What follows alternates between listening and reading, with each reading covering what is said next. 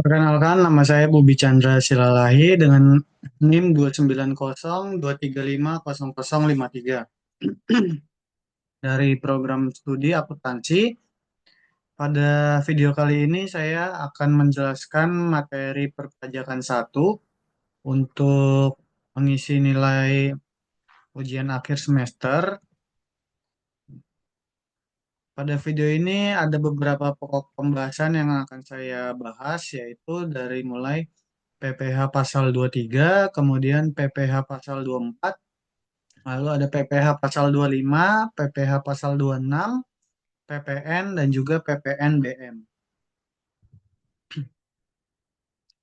Yang pertama, PPh pasal 23.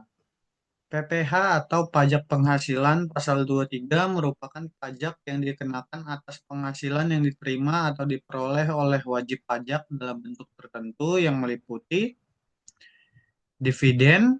Dividen itu adalah yang diterima oleh wajib pajak orang pribadi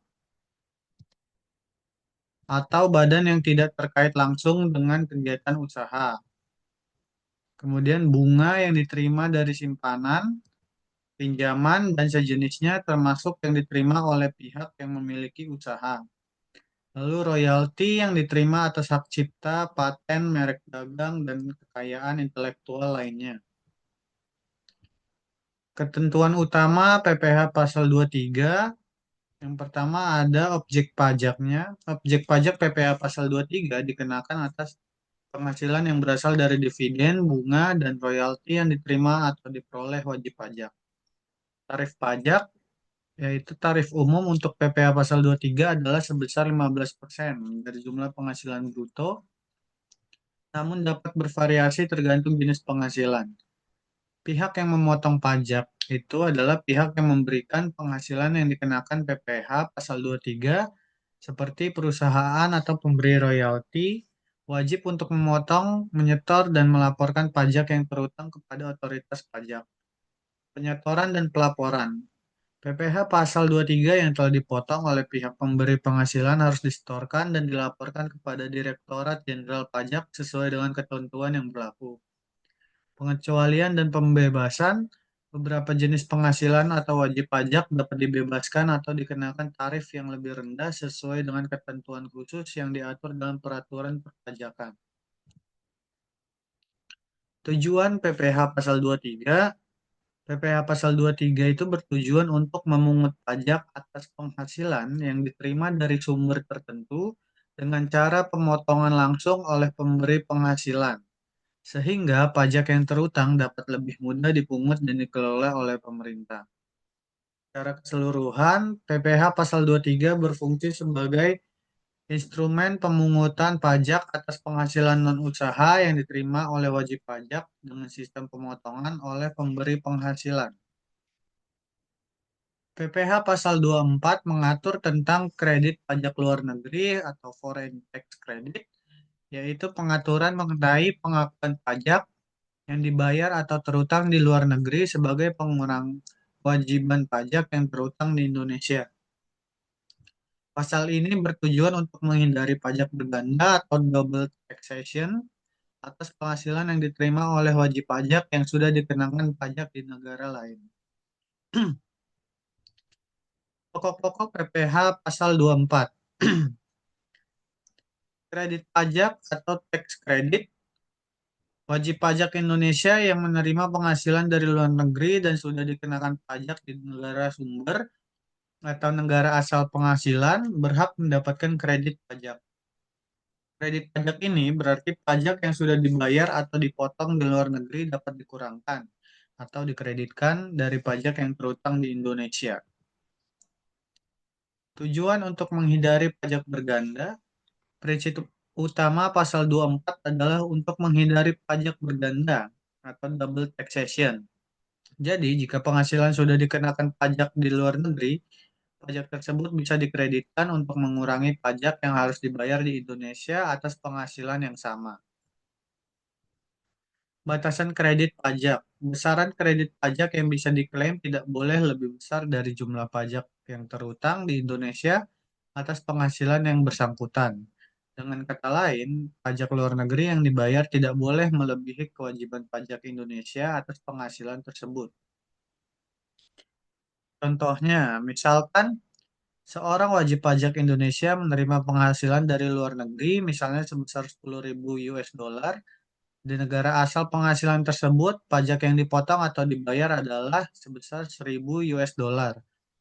Jika pajak yang harus dibayar di Indonesia atas penghasilan ini adalah 15 juta rupiah, maka wajib pajak bisa mengkreditkan pajak luar negeri yang dibayar, misalnya sebesar 10 juta rupiah terhadap kewajiban pajak di Indonesia, sehingga kewajiban pajak yang harus dibayar di Indonesia menjadi lebih kecil. Ketentuan dalam pasal 24. Pasal 24 ayat 1 mengatur tentang kewajiban kredit pajak, yaitu bahwa pajak yang sudah dibayar di luar negeri dapat dikreditkan terhadap pajak yang terutang di Indonesia. Pasal 24 ayat 2 mengatur bahwa kredit pajak hanya dapat diberikan sepanjang pajak luar negeri yang dibayar atau dipotong sesuai dengan ketentuan pajak yang berlaku di negara tersebut dan sesuai dengan peraturan perpajakan internasional yang diatur lebih lanjut. Faktor yang mempengaruhi pemberian kredit pajak. Adanya perjanjian penghindaran pajak berganda atau P3B antara Indonesia dengan negara tempat penghasilan tersebut berasal, yang dapat memberikan hak lebih lanjut dalam penghindaran pajak berganda. Jenis penghasilan yang diterima juga mempengaruhi besaran kredit pajak yang dapat diberikan. Nah, jadi untuk PPh pasal 24 ini bertujuan untuk memberikan keadilan pajak bagi wajib pajak Indonesia yang memiliki penghasilan dari luar negeri, serta untuk menghindari terjadinya pajak berganda. Dengan adanya pengaturan ini, wajib pajak yang sudah membayar pajak di luar negeri tidak akan dikenakan pajak dua kali, baik di negara asal maupun di Indonesia, atas penghasilan yang sama. Selanjutnya akan masuk ke PPh pasal 25, di mana PPh pasal 25 ini mengatur tentang angsuran pajak penghasilan yang harus dibayar secara berkala oleh wajib pajak yang memiliki kewajiban pajak lebih besar dari pajak yang dipotong atau dipungut sepanjang tahun pajak. Dalam hal ini, PPh pasal 25 memberikan kewajiban untuk melakukan pembayaran pajak secara angsuran bulanan untuk memenuhi kewajiban pajak tahunan. Pokok-pokok PPh pasal 25 yaitu angsuran pajak. Pasal 25 mengatur bahwa wajib pajak yang memiliki pajak berutang lebih besar dari pajak yang dipotong atau dipungut oleh pihak lain harus membayar angsuran pajak bulanan. Angsuran ini adalah pembayaran yang dilakukan oleh wajib pajak dalam jangka waktu tertentu sepanjang tahun pajak. Pembayaran angsuran ini berfungsi untuk mempercepat pemungutan pajak dan menghindari kewajiban pembayaran pajak yang besar pada akhir tahun. Lalu ada besaran angsuran. Besaran angsuran pajak yang dibayar dihitung berdasarkan PPh yang terutang pada tahun pajak sebelumnya atau berdasarkan perhitungan lainnya yang sesuai dengan ketentuan peraturan pajak. Umumnya, angsuran PPh pasal 25 dihitung berdasarkan PPh yang terutang pada tahun sebelumnya yang disebut dengan PPh tahun lalu atau PPh terutang tahun lalu. Namun, dalam beberapa kasus, wajib pajak dapat mengajukan perhitungan angsuran yang lebih rendah, terutama jika ada perubahan yang mempengaruhi penghasilannya. Lalu, penyesuaian anggaran. Jika ada perubahan dalam jumlah penghasilan atau kewajiban pajak, wajib pajak dapat mengajukan penyesuaian angsuran kepada kantor pajak. Hal ini bisa dilakukan apabila wajib pajak memperkirakan bahwa pajak yang terutang pada tahun berjalan akan lebih rendah atau lebih tinggi dibandingkan dengan tahun sebelumnya. Lalu pembayaran angsuran dilakukan setiap bulan dan wajib pajak harus membayar sesuai dengan besaran yang telah dihitung dan ditentukan oleh Direktorat Jenderal Pajak atau DJP Angsuran dilakukan dengan cara melakukan setoran pajak ke kas negara melalui sistem yang disediakan oleh DJP. Tujuan PPh Pasal 25 ini adalah untuk mempermudah pengumpulan pajak dan agar wajib pajak dapat membayar kewajiban pajak secara bertahap, bukan secara langsung dalam jumlah besar pada akhir tahun pajak. Pemangsuran ini juga mengurangi beban wajib pajak dengan membagi kewajiban pajak menjadi pembayaran bulanan yang lebih kecil. Contohnya, misalnya seorang wajib pajak pada tahun sebelumnya, tahun 2024 memiliki pajak berutang sebesar 12 juta rupiah. Berdasarkan PPh Pasal 25, wajib pajak ini diwajibkan untuk membayar angsuran bulanan selama 2025, yaitu sebesar 1 juta rupiah per bulan. Perhitungannya 12 juta rupiah dibagi dengan 12 bulan. Jika pada tahun 2025 wajib pajak ini menganggap bahwa penghasilannya akan lebih sedikit dan perkiraan pajaknya hanya 10 juta rupiah, wajib pajak tersebut bisa mengajukan penyesuaian angsuran sehingga pembayaran bulanan dapat disesuaikan. PPh Pasal 25 bertujuan untuk memberikan kemudahan bagi wajib pajak dalam melakukan pembayaran kewajiban pajaknya dengan cara angsuran bulanan. Pembayaran ini dihitung berdasarkan pajak yang terhutang pada tahun sebelumnya dengan tujuan menghindari kewajiban pajak yang besar sekaligus pada akhir tahun. Wajib pajak memiliki kewajiban untuk membayar angsuran ini secara tepat waktu dan dapat mengajukan penyesuaian jika ada perubahan penghasilan yang signifikan. Selanjutnya akan masuk ke PPh Pasal 26, di mana PPh Pasal 26 di Indonesia mengatur mengenai pajak penghasilan yang dikenakan atas penghasilan yang diterima atau diperoleh oleh wajib pajak luar negeri atau non-resident yang berasal dari Indonesia. Pasal ini memberikan ketentuan tentang pajak penghasilan yang dipotong atas penghasilan luar negeri yang berasal dari Indonesia, serta mengenai tarif dan objek pajak. Untuk pokok-pokok PPh Pasal 26 itu meliputi pajak penghasilan bagi wajib pajak luar negeri. Pasal 26 menetapkan bahwa wajib pajak luar negeri, baik perorangan maupun badan usaha yang menerima penghasilan dari Indonesia, akan dikenakan pajak penghasilan. Pajak ini biasanya dipotong oleh pihak yang membayar penghasilan, misalnya perusahaan yang memberikan pembayaran. Penghasilan yang berasal dari Indonesia dan diterima oleh wajib pajak luar negeri akan dikenakan pajak final melalui pemotongan langsung pada saat pembayaran dilakukan. Untuk objek pajaknya, penghasilan yang dikenakan PPh Pasal 26 adalah penghasilan yang diterima oleh wajib pajak luar negeri dari Indonesia yang meliputi dividen, bunga, royalti, laba yang dibagi, imbalan yang diterima atas jasa yang diberikan, dan juga imbalan lain yang sifatnya mirip dengan yang disebutkan barusan. Tarif PPh Pasal 26 yang dikenakan berdasarkan Pasal 26 adalah sebesar 20% dari jumlah bruto penghasilan yang diterima oleh wajib pajak luar negeri. Namun, tarif ini bisa lebih rendah jika terdapat perjanjian penghindaran pajak berganda atau P3B antara Indonesia dan negara asal wajib pajak luar negeri. Dalam hal ini, tarif pemotongan dapat disesuaikan dengan ketentuan dalam perjanjian tersebut, yang seringkali memberikan tarif yang lebih rendah. Pemotongan dan penyetoran pajak. Pajak pasal 26 dipotong oleh pihak yang memberikan penghasilan, misalnya perusahaan yang membayar bunga atau dividen kepada wajib pajak luar negeri dan disetorkan langsung ke kas negara. Pemotongan dilakukan pada saat penghasilan dibayarkan kepada wajib pajak luar negeri. Penentuan subjek pajak. Untuk wajib pajak luar negeri yang dikenakan PPh Pasal 26 adalah yang berstatus bukan WNI dan tidak berdomisili di Indonesia, sehingga mereka termasuk dalam kategori subjek pajak luar negeri. Meskipun tidak berdomisili di Indonesia, wajib pajak luar negeri yang memperoleh penghasilan dari sumber di Indonesia tetap wajib dikenakan pajak penghasilan sesuai dengan Pasal 26.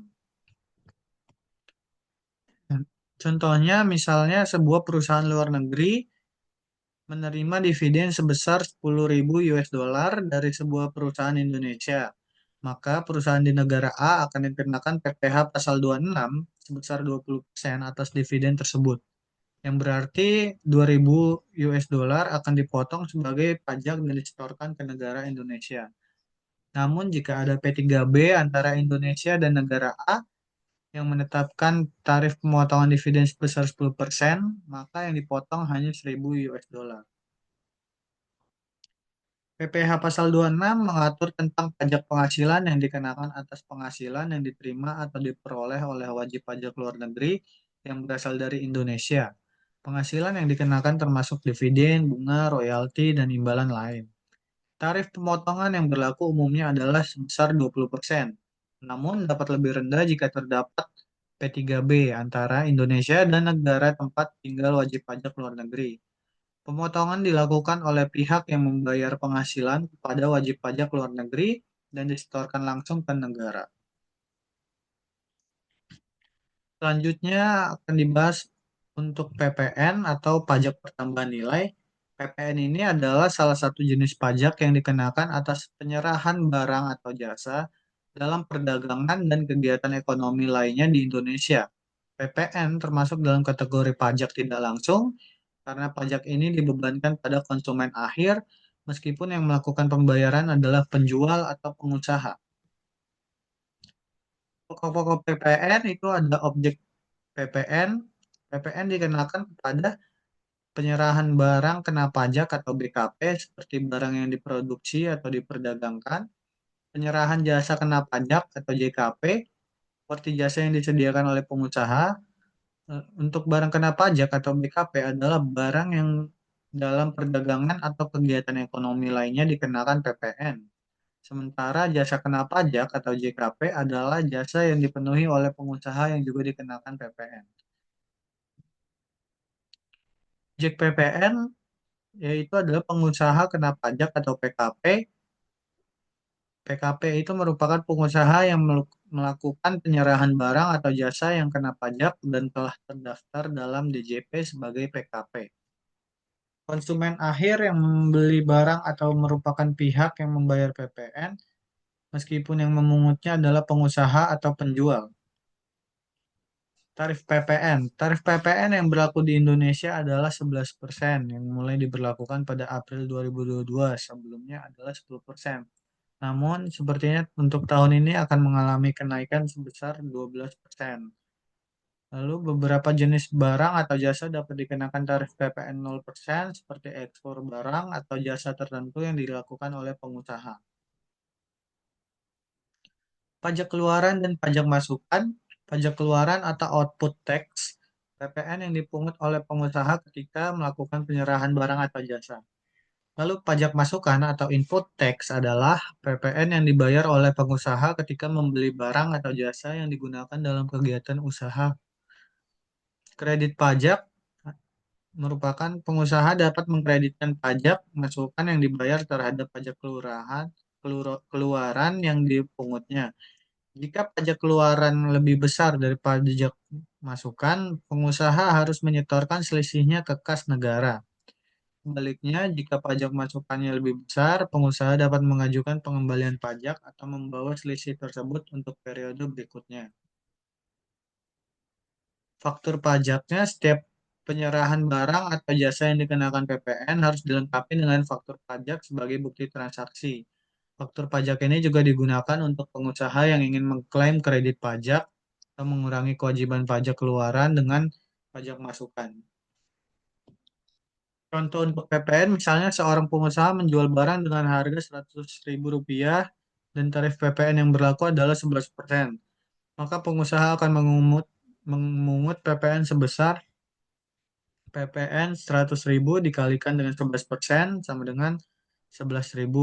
Maka PPN-nya sama dengan 100.000 dibagi 11% sama dengan 11.000 sehingga total harga yang harus dibayar pembeli adalah 111.000, yaitu 100.000 ditambahkan dengan pajak PPN sebesar 11.000.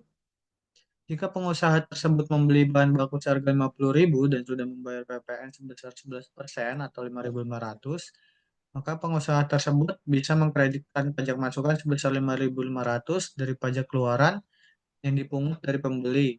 Selisih PPN yang harus disetorkan negara adalah sebesar 11.000 dikurangi dengan 5.500 sama dengan 5.500.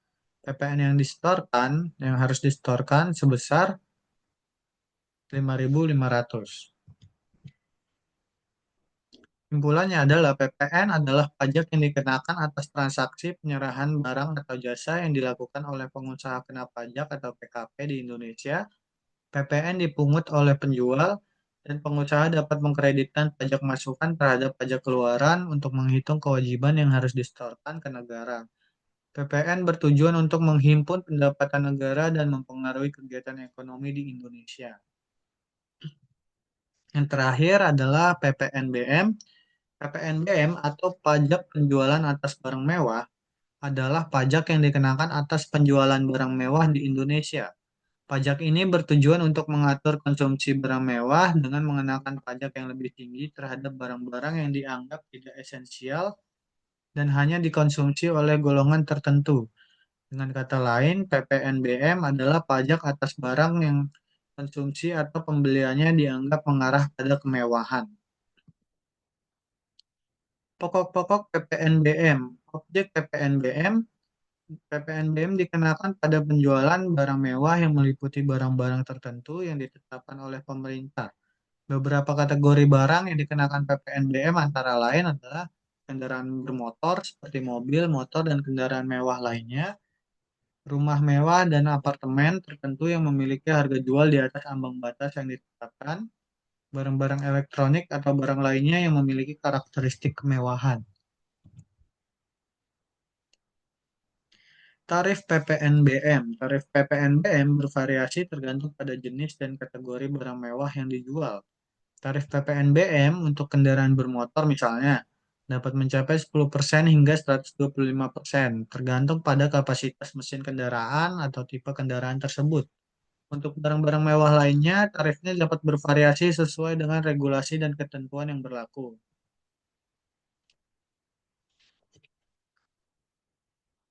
Pengusaha kena pajak atau PKP. Pengusaha kena pajak atau PKP yang melakukan penjualan barang mewah wajib memungut dan menyetorkan PPNBM yang terutang kepada negara. PKP adalah pengusaha yang telah terdaftar di Direktorat Jenderal Pajak atau DJP dan memiliki kewajiban untuk memungut PPNBM atas barang yang dijual. Penyerahan barang kena pajak atau BKP. PPNBM dikenakan pada saat penyerahan barang mewah dari pengusaha kepada konsumen, baik itu melalui transaksi jual beli, hibah, atau peralihan hak lainnya. Transaksi penjualan barang mewah ini bisa terjadi di pasar domestik maupun impor. Barang kena pajak atau BKP yang dikenakan PPNBM. Pemerintah menetapkan daftar barang mewah yang dikenakan PPNBM dan barang-barang tersebut biasanya adalah barang-barang yang memiliki nilai jual tinggi dan tidak termasuk dalam kategori barang pokok atau barang yang banyak dikonsumsi oleh masyarakat umum. Contoh barang yang dikenakan PPNBM adalah mobil dengan kapasitas mesin tertentu, misalnya mobil mewah dengan kapasitas mesin di atas 2.500 cc, motor dengan kapasitas mesin tertentu, peralatan elektronik yang memiliki harga jual yang sangat tinggi, seperti alat-alat rumah tangga premium, properti seperti rumah atau apartemen dengan harga jual melebihi batas tertentu yang telah ditetapkan oleh pemerintah. Pengecualiannya, ada beberapa barang tertentu dikecualikan dari PPNBM seperti barang kebutuhan pokok dan barang yang digunakan untuk kegiatan sosial atau keagamaan. Barang-barang yang bukan termasuk barang mewah atau yang digunakan untuk tujuan umum juga tidak dikenakan PPNBM. Tarif PPNBM pada kendaraan bermotor sebagai contoh, PPNBM adalah pada kendaraan bermotor seringkali menjadi salah satu komponen utama dalam pembentukan harga jual kendaraan, terutama kendaraan bermotor yang memiliki kapasitas mesin besar. Sebagai contoh, mobil dengan kapasitas mesin 1.500 sampai 2.500 cc dapat dikenakan tarif PPNBM sebesar 10% hingga 20%. Sedangkan mobil dengan kapasitas mesin di atas 2.500 cc dapat dikenakan tarif yang lebih tinggi, misalnya 40% hingga 125%. Contoh pengenaan PPNBM, Jika sebuah mobil mewah dengan harga jual 1 miliar rupiah dikenakan tarif PPNBM sebesar 40%, maka pajak yang dikenakan adalah PPNBM sama dengan 1 miliar dikalikan dengan 40% sama dengan 400 juta. Maka dengan demikian total harga mobil yang harus dibayar konsumen adalah 1 miliar 400 juta.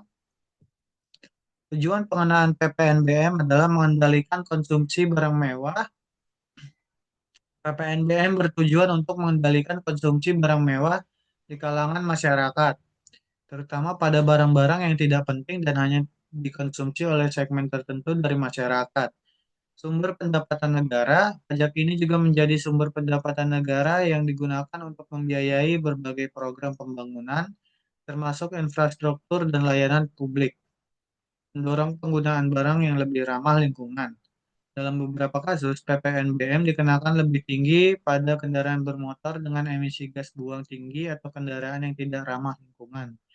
Sebaliknya, kendaraan yang lebih ramah lingkungan seperti mobil listrik dapat dikenakan PPNBM yang lebih rendah atau bahkan dibebaskan. PPNBM adalah adalah pajak yang dikenakan atas penjualan barang-barang yang dianggap mewah dan tidak esensial bagi kehidupan sehari-hari. Pajak ini memiliki tujuan untuk mengendalikan konsumsi barang mewah sebagai sumber pendapatan negara dan mendorong penggunaan barang yang lebih ramah lingkungan. PPNBM dikenakan pada barang seperti kendaraan bermotor, rumah mewah, dan barang-barang elektronik mahal dengan tarif yang bervariasi tergantung pada jenis dan nilai barang yang dijual. Baik, kiranya untuk video kali ini saya sudah menjelaskan mengenai PPh pasal 23, pasal 24, pasal 25, pasal 26, kemudian PPN dan juga PPNBM. Apabila ada kesalahan kata atau kurangnya informasi yang saya sampaikan, mohon dimaafkan dan dimengerti. Terima kasih atas waktunya dan kesempatan yang sudah diberikan. Sampai bertemu di video selanjutnya.